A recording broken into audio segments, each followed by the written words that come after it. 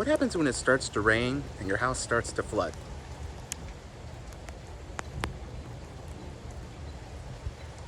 Let's keep it real estate. Hey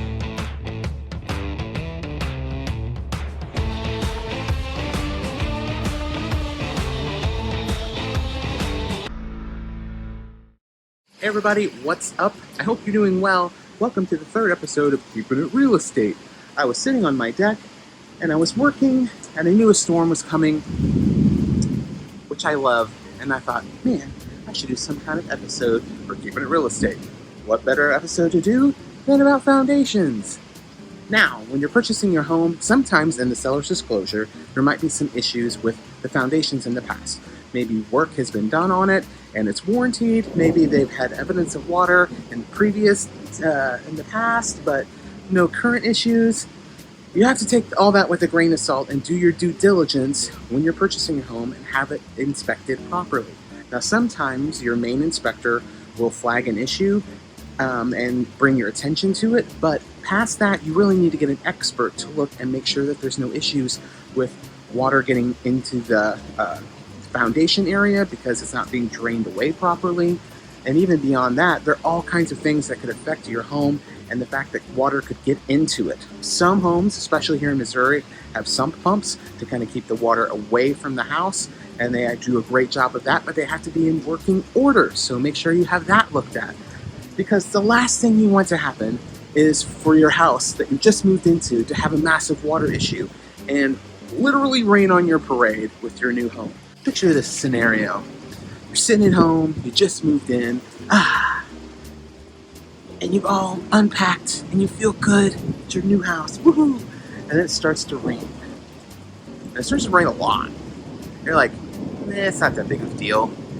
And it keeps raining. It rains over and over for the next 3 days. And you're like, this is bad. And then past that, you start notice water coming into your house. Maybe it's coming in from one of the windows in the basement, or maybe it's coming through the walls of the basement in the unfinished area that you can see. It starts to become a problem and it starts to ruin your stuff. This is no bueno. And you're like, God, I wish we'd had the foundation looked at, because not everyone thinks to do that. Inspectors are kind of the first line of defense of everything. They'll bring things to the forefront that they think is a problem. But a lot of times they're not going to go out on a limb and pretend they're an expert in everything. They're kind of, jack of all trades, and they will push that off and say, hey, you need to have an expert electrician, plumber, in this case, a foundation company, look at it. Oh my God, it's lightning. Okay. And so if there's an issue possibly with the foundation that your inspector flags, you need to hire a foundation company to come out and evaluate that foundation and make sure that when it's storming like this and all the water comes in, your stuff's not getting wet and your house isn't being ruined.